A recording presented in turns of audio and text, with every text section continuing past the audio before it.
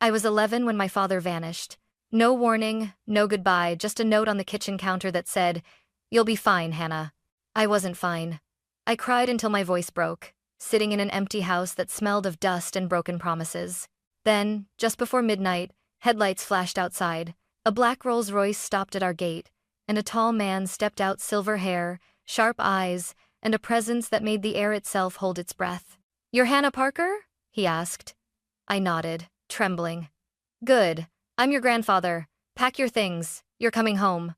That was the night I left behind poverty, pain, and every memory of my father. 18 years later, I'd built an empire on the foundation of his abandonment, and when he finally came back to take what he thought was his, I made sure he left with nothing. I still remember that Friday like a scar that never faded. The air smelled of rain and pine, and I ran home from school holding a spelling test with a perfect score. I wanted to show Dad. He'd promised that if I got an A, we'd go to the fair this weekend. I even imagined him smiling, ruffling my hair, saying, "That's my girl." But when I opened the door, the house answered with silence.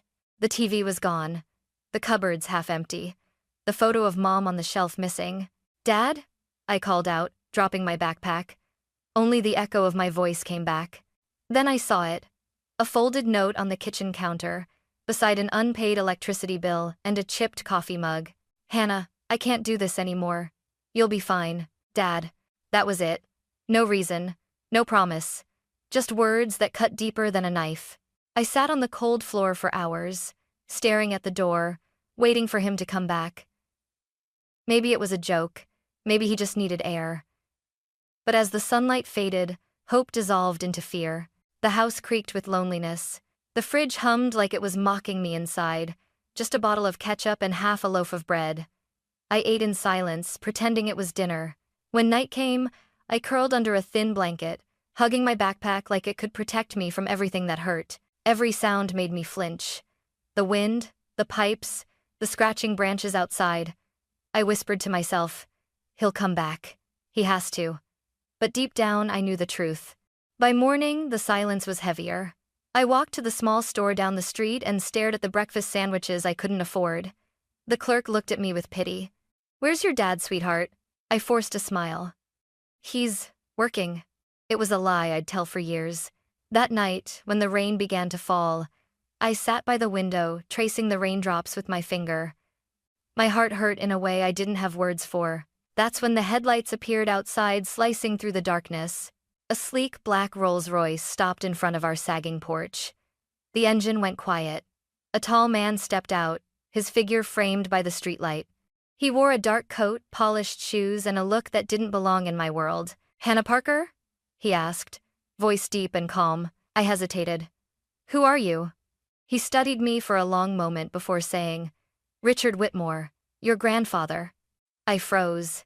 I'd never met him, only heard Dad call him that stubborn old man. "Hevs," Mater said.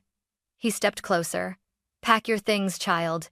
You're coming with me." And just like that, the life I knew, the loneliness, the hunger, the waiting ended with the click of a car door. I didn't know it then, but that night was the beginning of everything. My salvation, my education, and eventually, my revenge. The drive felt endless. I sat in the back seat of the Rolls-Royce, watching raindrops chase each other down the tinted window. The city lights blurred into ribbons of gold and gray. My hands clutched my backpack, the only piece of my old life I had left. Grandpa didn't speak for most of the ride. He sat across from me, reading something on his tablet, his silver hair catching every flash of passing headlights. Only once did he glance up and say quietly, "You're safe now, Hannah." Safe. The word felt foreign. When the car turned off the main road, the gate ahead loomed like something from another world. Whitmore Estate, spelled in wrought iron letters. The mansion behind it looked like a castle lost in time. Marble pillars, ivy-covered walls, and windows glowing with warm golden light. As the car rolled up the driveway, two women stepped out from the grand front doors. One was tall, elegant, and sharply dressed, my Aunt Margaret. The other, a girl around my age with perfect curls and a smirk, her daughter Lydia. Margaret's smile froze the moment she saw me. "Father," she said, her tone brittle, "you brought her?" "She's my granddaughter," Grandpa replied evenly. and she'll stay here from now on. Lydia whispered something and laughed. Margaret's face tightened. She doesn't belong in this house. She's Daniel's problem. Daniel is gone, Grandpa said sharply, and I won't have my family divided any further. Margaret looked away, lips pressed thin. Fine, but don't expect me to play babysitter. She turned, heels clicking across the marble floor, the echo ringing in my ears long after she disappeared. Grandpa sighed, then turned to me. Don't mind her. This house has more pride than warmth. He led me inside. The chandelier above glittered like 1,000 tiny suns. The hallways smelled of polished wood and old money. Paintings of stern ancestors lined the walls, each one looking like they were judging me. A maid showed me to a room on the second floor, bigger than my entire old house. A canopy bed, silk curtains, a fireplace that flickered gently. On the nightstand sat a framed photo of a little boy and an older man, Grandpa and my father, long ago. I stood there staring at it, heart tightening. Why didn't he ever tell me about you? I asked softly. Grandpa stepped into the doorway. Because your father and I disagreed on everything, especially how to raise a child. Did you ever love him? I asked. His expression faltered for a second. Yes. But sometimes love isn't enough to fix what's broken. He left, the heavy door clicking shut behind him. That night I lay awake in the vast bed, staring at the ceiling carved with gold leaves. The silence pressed in from every direction, not peaceful, but suffocating. I heard faint laughter from down the hall, Lydia's, sharp and cruel. Somewhere in this mansion, I realized, wealth didn't mean happiness. It just made the loneliness echo louder. I turned to the window. Beyond the glass, the ocean stretched endlessly, waves crashing against the cliffs below. Grandpa had said I was safe, but as I listened to the storm outside, I couldn't help but wonder if I had simply traded one kind of cage for another. The first morning at Whitmore Estate began before sunrise. A knock on my door jolted me awake. When I opened it, Grandpa stood there, already dressed in a crisp suit, holding 2 cups of coffee. We start early in this house, he said. Breakfast is in 15 minutes. Wear something practical. Practical. I didn't even know what that meant in a mansion like this. Downstairs, the dining room looked like something out of a royal palace. The long table could have seated 30 people, but only 5 chairs were filled. Grandpa at the head, Aunt Margaret on his right, Lydia scrolling through her phone, and her twin brother Cole, who looked bored out of his mind. When I sat down, Margaret's smile was all ice. Sleep well, dear? She asked. Yes, thank you. Good. You'll need rest if you plan to keep up with Father's expectations. Grandpa shot her a look. Margaret. She went silent. He turned to me. After breakfast, you'll join me in the study. Time to learn what it means to be a Whitmore. I wasn't sure if it was an invitation or a warning. The study smelled of old leather and cedar. Sunlight poured across bookshelves stacked with finance ledgers, business manuals, and framed newspaper articles about Whitmore Holdings. Grandpa gestured to a chair. Do you know what we do, Hannah? Construction? Real estate? That's what people see, he said. What we really do is build legacies brick by brick, deal by deal, and that requires discipline. He handed me a thick folder filled with numbers and market reports. Start by finding which of these companies will fail within a year. I blinked. I don't know how to, then learn. The world won't slow down to wait for you. That became our daily routine. Mornings with financial reports, afternoons shadowing his meetings, evenings filled with notes and coffee that tasted like ambition. At first, I hated it. The pressure, the silence, the way Margaret's whispers followed me through the halls.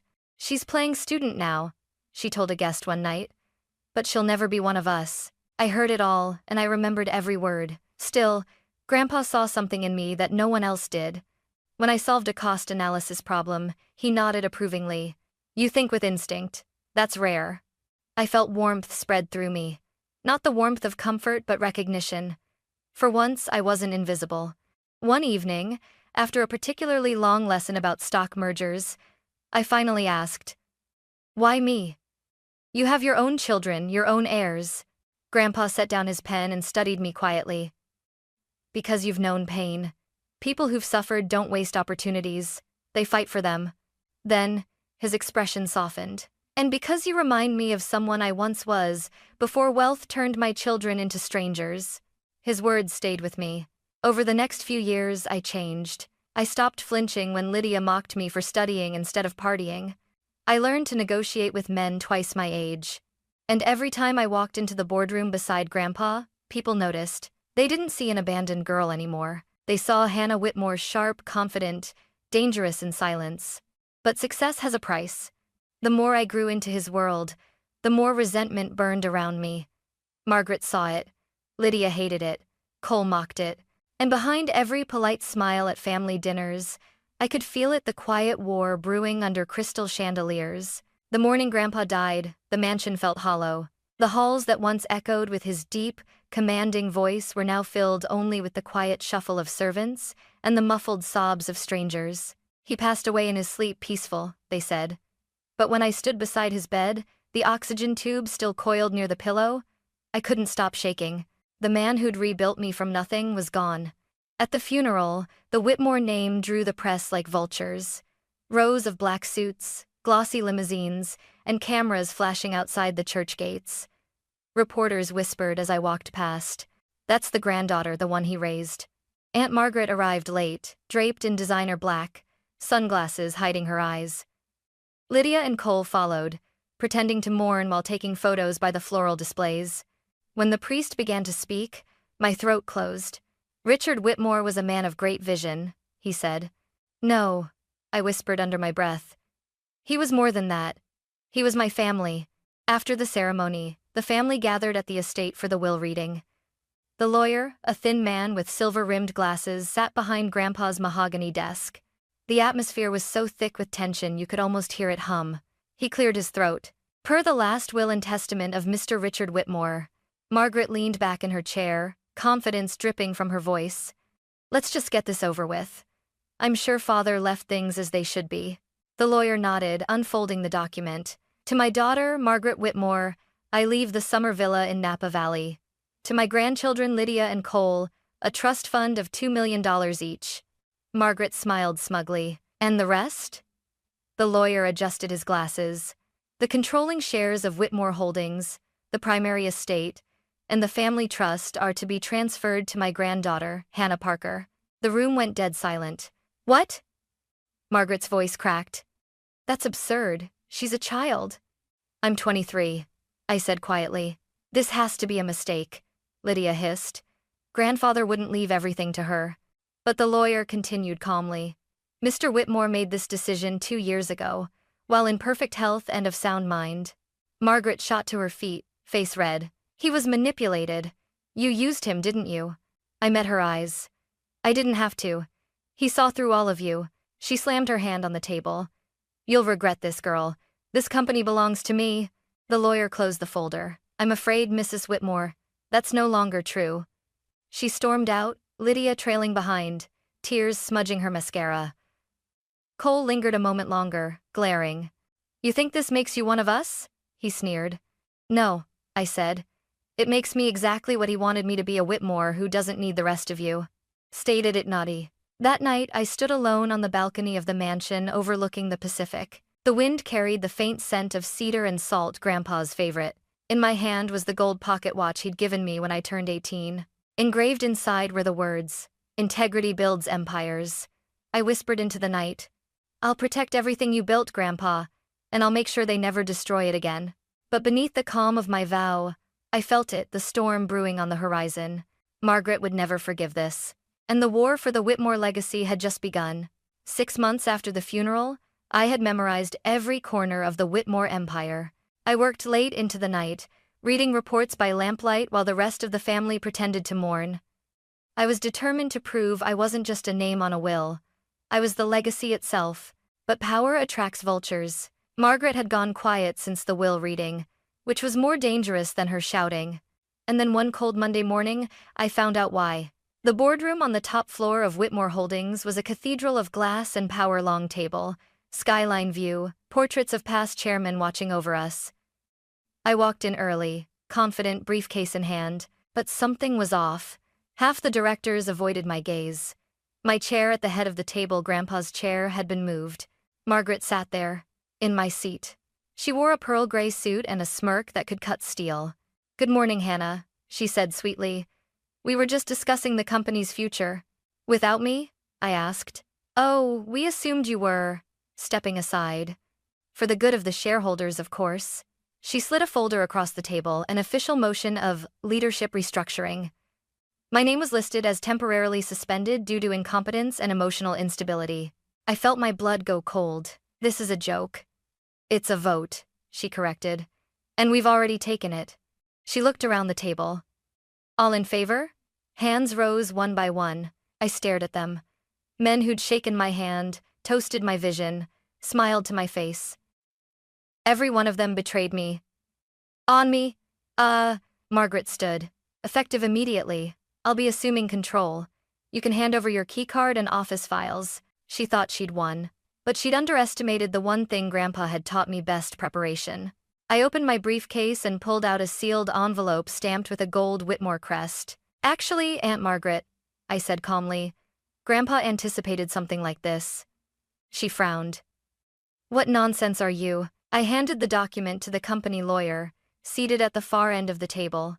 He adjusted his glasses, scanned it, and his eyes widened. According to this amendment, he said slowly, Mr. Richard Whitmore restructured the company charter 1 month before his passing. All board decisions required joint signature approval between the chair and the founder's appointed successor, which is Miss Hannah Whitmore. The room fell silent. Margaret's smile cracked. You're lying. Check the registry, I said, folding my arms. It's filed with the State Corporate Bureau. The lawyer nodded. It's valid. I leaned forward. So, unless I sign it, this little coup of yours doesn't exist. I'm on it. Margaret's voice trembled. You manipulative brat. You don't deserve this company. And you don't deserve Grandpa's name, I shot back. You buried him with fake tears and came here plotting the next day. She lunged across the table, but security guards stepped in, men I had hired weeks ago when I saw the signs. Escort Mrs. Whitmore off the premises, I said quietly. Margaret screamed as they took her by the arms. You'll regret this, Hannah. You think this is over? I watched her go, my heart pounding but my face still. When the door slammed shut, the room was silent except for the hum of the city below. That evening, I stood alone in the boardroom, the skyline reflected in the glass walls like 100 shattered mirrors.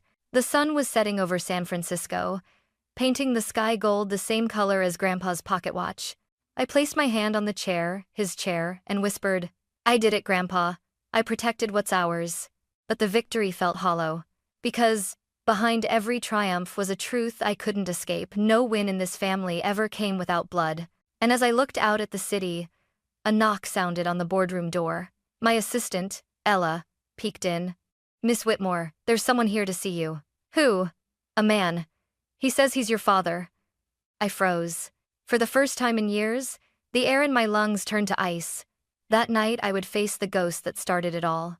And no amount of wealth or power could prepare me for what he was about to say. He stood in the doorway of my office, smaller than I remembered, but still wearing the same beaten leather jacket from my childhood. The man who'd once walked out of my life without a goodbye. Hannah, he said softly, voice shaking. Don't. My tone was ice. You lost the right to say my name 18 years ago. He took a hesitant step forward. His hair was mostly gray now, his face tired, weathered. You look just like your mother, he whispered. I folded my arms. You mean the woman you forgot to mention before you disappeared? He flinched. I didn't know how to raise you alone. After she died, I fell apart. So you left an 11-year-old alone in a house with a note? That's not falling apart, Dad. That's abandoning. He looked at the floor. For a moment, silence filled the room except for the faint hum of the city below. Then he reached into his pocket and pulled out a crumpled photo me. At 6 years old, missing a front tooth, sitting on his shoulders. I kept this, he said. Every day. I know it doesn't mean much, but I never stopped thinking about you.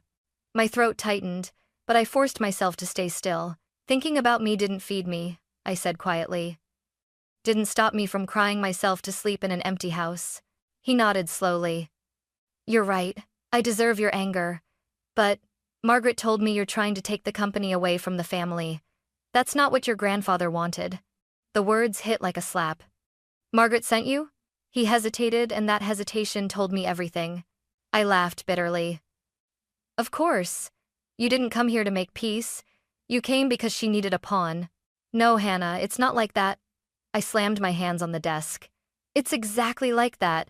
You left me to starve, and now that I have something worth stealing, you show up waving her lies like a flag of love. He flinched again, eyes wet. I just wanted to see you, to say I'm sorry. I stared at him for a long moment. There was no hate left, only emptiness, like staring at the ghost of a life that never was. You know what's funny? I said quietly. I used to imagine this moment every night. I thought if you ever came back, I'd run to you, that I'd forgive you. But now, I just feel nothing. He looked broken. Please, he said, voice cracking. I'm sick, Hannah. The doctors say I don't have long. I didn't come for money. I just wanted my daughter to know I'm sorry before it's too late. Nod. For a second, my heart wavered. The child in me, the one who used to wait by the window, wanted to believe him. But then I saw the envelope in his pocket, peeking out just enough for me to notice a letterhead. Summit Development Group. Margaret's company. My voice went cold again. You can tell Margaret her plan failed, I said, standing. And if you ever walk into this building again, security will escort you out. He looked at me, eyes glistening. I know you hate me, but someday you'll understand. I shook my head. No, Dad. Someday you'll understand what it feels like to be left behind. He turned slowly and walked out, shoulders slumped. The door closed behind him with a soft click that sounded like the final period on a chapter 18 years too long. I stood there for a long time, staring at the skyline. For years I'd wanted him back, wanted closure, love, something. Now I realized I didn't need any of it.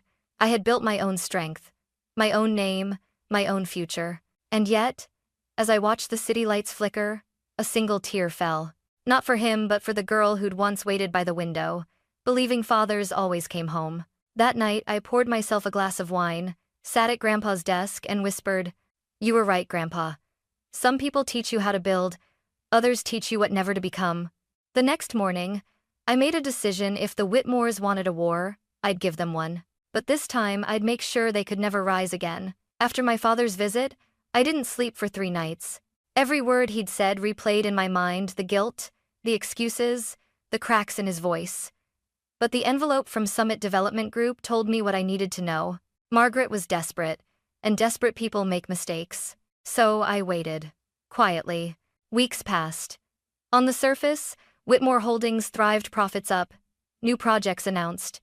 But behind closed doors, I had Ella dig through every transaction Margaret ever touched before her removal. The deeper we looked, the uglier it got. Shell accounts, hidden kickbacks, payments routed through front companies in her children's names. It wasn't just greed. It was treason. I knew what Grandpa would have done. He wouldn't scream. He'd wait. Then he'd strike once, clean and final. So that's what I did? The annual shareholder meeting arrived, a glittering event at the downtown Hilton Ballroom, with every reporter in San Francisco waiting for a headline. I walked in wearing black silk, hair pinned back, calm as glass. Ella whispered beside me. "Are you sure about this, Hannah?" "Absolutely," I said. "It's time they saw who really built this empire." Anyway, Margaret was there, of course, sitting near the front with Lydia and Cole, pretending confidence. Her pearls glimmered under the chandelier, but her eyes flicked nervously between me and the giant projection screen behind the stage. I stepped up to the podium. "Good evening," I began, my voice steady. "Today we celebrate Whitmore Holdings, but also the integrity it stands for. And integrity, as my grandfather used to say, is tested only when greed whispers." A low murmur swept through the crowd. I pressed a button on the remote. Behind me, the first slide appeared, a company logo none of them recognized. Cedar Financial Group. Then another. Westline Logistics. "These," I continued, "are shell companies, fake entities created to siphon millions from Whitmore Holdings, and they all lead back to one name." The next slide hit like a thunderclap. Margaret Whitmore. Gasps filled the room. Cameras flashed. Lydia turned pale. Cole swore under his breath. "That's a lie," Margaret shouted, standing. "You fabricated this." I nodded to Ella, who played a recording, Margaret's own voice, taken from an intercepted call. "Transfer another $2 million to Westline and make sure Hannah never finds out." The ballroom erupted. Reporters shouted questions. Security stepped forward. I raised a hand. Let her speak, I said calmly. Margaret trembled, her voice cracking. This company was mine. Father stole it from me, and you manipulated him. I stepped closer. I didn't manipulate anyone, Aunt Margaret. I earned what you threw away. Grandpa believed in people who built, not those who leech. And had a tabi of no talas. Avian other problems, enter and subscribe. She stared at me, eyes wide, voice breaking. You think you've won? I leaned in, low enough for only her to hear. I don't think it. I know it. Then I turned back to the microphone. Effective immediately, Margaret Whitmore and her associates are terminated and under criminal investigation for corporate fraud. The evidence has already been turned over to the authorities. The audience exploded into applause. Reporters shouted. Lydia screamed, "You ruined us." No, I said softly. You ruined yourselves. Hours later, when the ballroom had emptied and the flashbulbs had faded, I stood on the balcony overlooking the city lights. The wind whipped my hair, but I didn't move. Ella came up beside me, a faint smile on her face. You did it. You actually did it. I looked out at the skyline the city Grandpa had helped build, the company he'd trusted me to protect. No, I said. We did it. For him. Below us, the night glittered not with greed, but with freedom. For the first time in years, I felt the weight lift from my chest. The ghosts of the past, my father, my aunt, the fear of never being enough all faded into the wind. I'd thought victory would feel cold, but instead, it felt like peace. Still, a quiet ache lingered not for what I'd gained, but for what I'd lost long ago.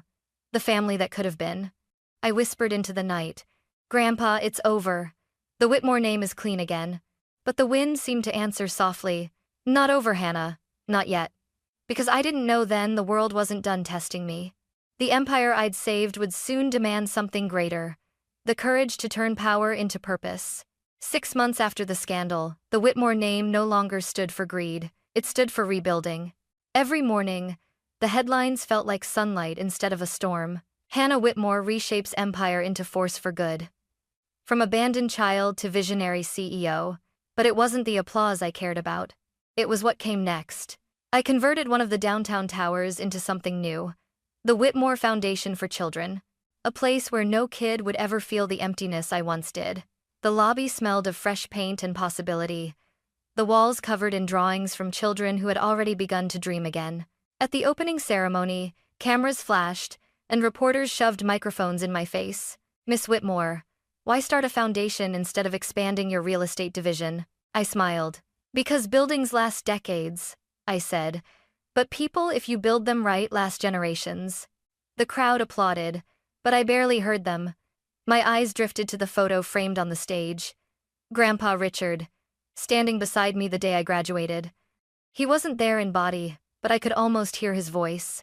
Integrity builds empires, Hannah, I whispered back, and kindness keeps them standing. After the event, as the guests filtered out, I walked through the quiet halls alone. A little girl with pigtails tugged my sleeve. Miss Hannah, are you really a billionaire? I laughed softly. That's what the papers say. Then why are you helping kids like me?